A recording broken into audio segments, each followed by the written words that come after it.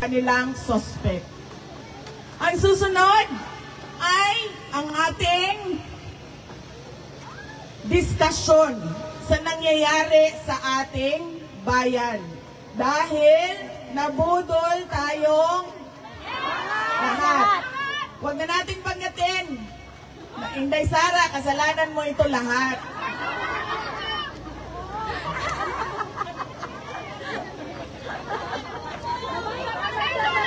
Kasi nga, sinasabi ko sa inyo, akala ko kasi, di ba kasi, nakita naman natin kung ano yung ama. Nakita natin yung martial law. Nakita natin kung anong klaseng korupsyon at ill-gotten wealth ang nilamas nila sa Pilipinas. Akala ko, nagkamali nga ako sa akala ko. Akala ko, ang gusto niya ay mas magandang Pilipinas kung ano yung nakikita at nararamdaman at tinitirhan natin ngayon. Kasi bakit ba?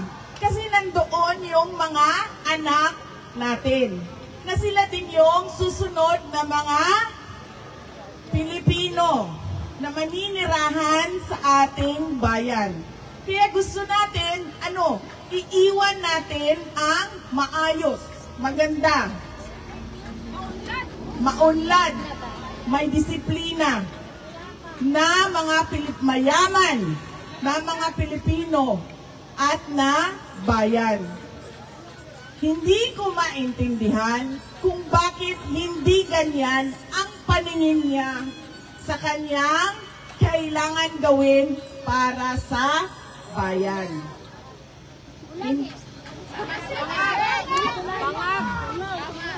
Hindi ko alam bakit lahat tayo pare-pareho ng pangarap para sa ating bayan.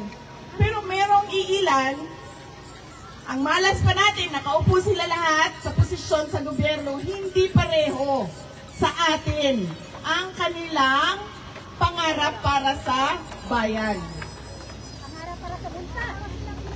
Kaya, bukas ay State of the Nation Address.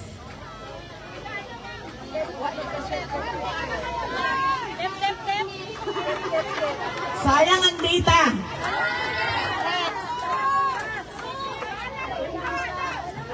Kaya nga, ma'am, ako din ayaw ko na rin manood. Kasi alam nyo, sa totoo lang sa totoo lang talaga, natitrigger ako sa pag nakikinig ako sa kanya. Yung, naiirita ka ba? Minsan lampas irita na siya, minsan galit na siya.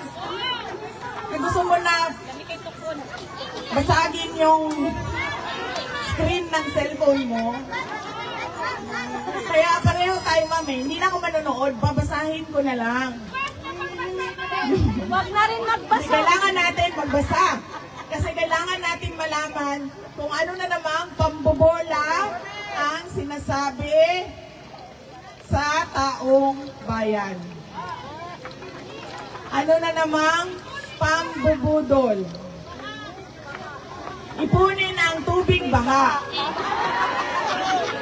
Hindi ko lang.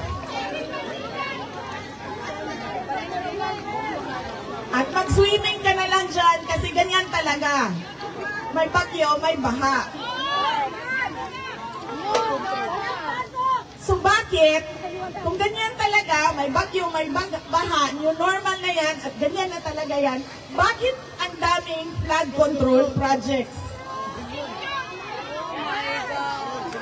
Bilyon-bilyon. Control nila yun, nasa bulsa. Bakit? Hindi na.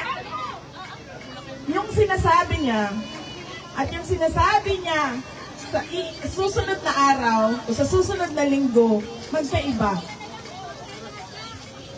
Hindi na siya, wala na sa wisyo, sa Tagalog. Tulad na lang din ng 20 ang bugas. 20 ang bugas. Hindi ko alam kung saan galing yung naisip niya, na ipinangako niya para sa taong bayan na gagawin ng pamahalaan na 20 pesos ang kilo ng bigas. Kung alam niya na hindi magagawa yon, ibig sabihin noon siya ay nagsisinungaling, nambubudol. Una sa lahat, yung budget natin. Yung budget ng bayan, paano ba? Hinahati-hati lang ng mga congressman, ng mga boss mo, sir. Ikaw man representative nila. Hinahati-hati lang nila. Karamihan ng pera pumupunta sa bulsa, yes, at sa mga walang kwentang programa. Kasi hindi siya nabibigay sa mga priority programs ng government. Paano ko nasabi yun? Galing ako ng Department of Education. Pinapirma nila ako ng budget kung saan buong budget ng school building program ay hinati-hati ng mga iilang congressman.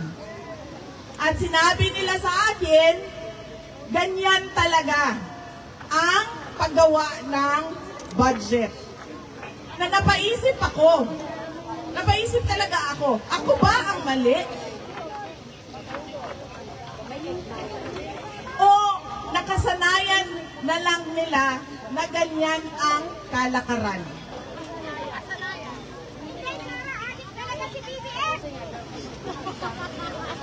Hindi napupunta sa totoo at tamang proyekto para sa bayan ang ating budget. Pangalawa, ang laki ng utang natin. Dahil yung budget ay inuutang.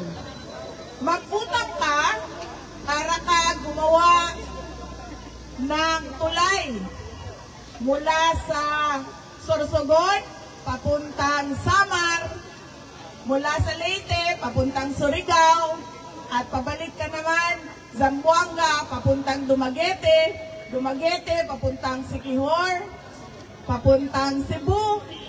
Kung mangungutang ka para itulay mo yan lahat, okay lang. Pero kung mangungutang ka dahil ibibigay mo 5,000, 5,000, 5,000, 3,000 sa'yo, 2,000 sa akin, 5,000 sa akin, 5,000 sa'yo. Walang kang makikitang pagbabago at kaunlaran sa bayan. Dahil mali ang paggamit ng pera na inutang. At paano mo yon mababayaran? Doon sa mga bigay mo, bulsa mo, walang babalik na investment sa ekonomiya. Hindi tataas ang ekonomiya. Dahil pangit pa rin ang bayan. Bagsak pa rin ang iba't ibang lugar natin.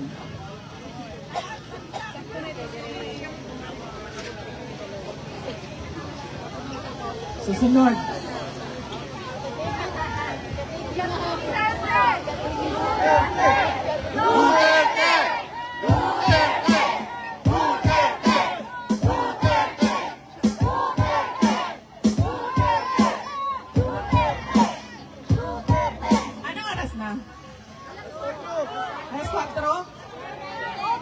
Okay. Kasi sabi nila hanggang alas 5 lang daw tayo dito.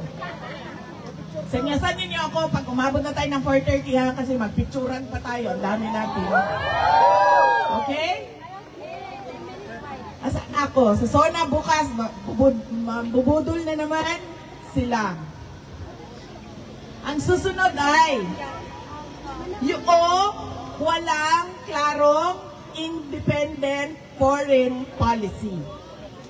Nasa saligang batas natin yon. Nasa konstitusyon yon. na hindi tayo kikiling kahit kanino man na dayuhan para sa ating bayan. Pero anong nakikita natin ngayon? Ang nakikita natin ay ang militarisasyon ng ating bayan. Ang pagpapasok ng mga Amerikano sa iba't ibang lugar sa ating bansa. Ang paglalagay ng factory ng armas sa ating bansa. Anong sinabi ni President Trump noong meeting nila? Ang sabi ni President Trump, they tilted towards the China. And, anong sinabi niya? Naayos namin yon. And now, it is tilting towards the United States. Ano ibig sabihin ng tilt? Di ba sumasandal? Anong tilt sa Tagalog? Kuya. Kumikiling. Kumikiling na ang ating foreign policy papunta sa US. Hindi ko word yan. Hindi ko salita yan. Napanood natin yan na sinabi. Kumiling ang Pilipinas sa Amerika. Hindi tama yun. Kasi ang nakalagay sa ating konstitusyon ay independent foreign policy. Ibig sabihin, wala ka, hindi ka kikiling. Tatayo ka sa sarili mong paa. At ano ang ginagawa nila sa West Philippine Sea? Nakikipaggirian sila sa China. Meron tayong arbitral award. Sinasabi sa atin ang West Philippine Sea. Ang dapat natin gawin, dalhin yan doon sa Beijing. Pag-usapan natin ito. Amin ang West Philippine Sea. May arbitral award. Hindi yung makikipaggirian ka doon sa dagat. At anong sabi niya ngayon? Sa girian ng teritoryo ng Cambodia at Thailand. Ang sabi niya, tutulong ang Pilipinas para magkaroon ng kapayapaan doon. Pero anong ginagawa niya sa bayan natin? Tinutulungan niya ang interes ng dayuhan, interes ng ibang bayan na makipaggirian sa ibang bansa. Kaya sinasabi ko, hindi ko lang alam kung napapansin niya. Iba ang sinasabi niya ngayong araw na ito at iba din ang sasabihin niya sa susunod na linggo, sa susunod na buwan. Habang lumalala ang kalagayan ng ating bansa. Lagi akong tinatanong, ano bang magagawa natin, Inday Sara? Ang magagawa natin ay magkaisa tayo. Sabihin natin sa pamahalaan, maraming maling pulisiya. Dapat ninyo itama. Unang-una na, hindi ninyo kami pwedeng sabihan na magtiis na lang kami at new normal na yan. Hindi ninyo kami pwedeng sabihan na wala na tayong magagawa. Dahil, bakit? Ganito ang bansa ng Korea. Hindi perfect, pero madaming maayos. Marami pang ayuda. Bakit?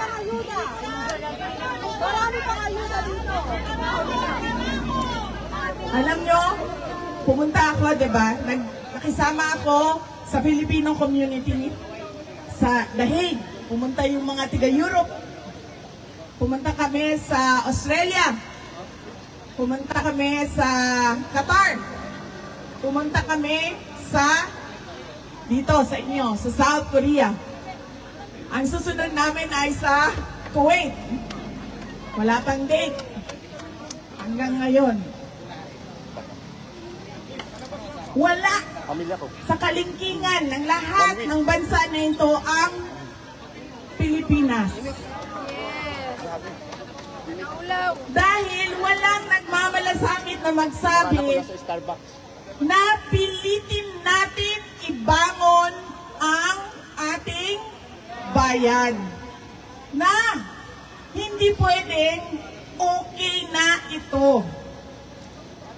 Bayan ito ng mga anak natin. Patapos na tayo. Anong edad ko? 28.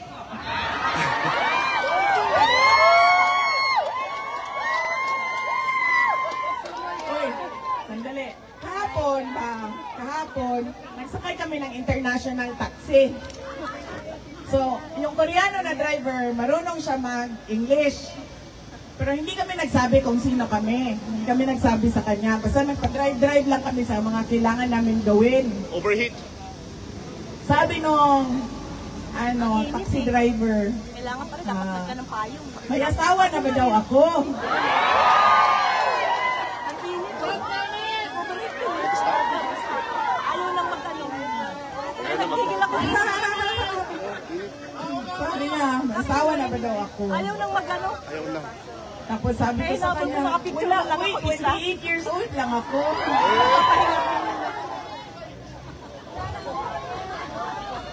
Oh, 28 years old lang ako. Patapos na ako sa mundo na ito. Yung anak ko, 8 years old pa lang. Ayaw ko na iiwan yung bayan natin na magulo. Na ang mga bata hindi nakapagtapos ng pag-aaral. Na ang mga tao ay walang oportunidad sa trabaho. Gusto natin ang bayan na hindi tayo kailangan umalis dahil sa pangangailangan. Aalis lang tayo dahil kagustuhan nating umalis. Ayaw natin ng future na kailangan nating iwanan ang ating mga anak. Kasi dito sa bayan natin sa Pilipinas, walang trabaho.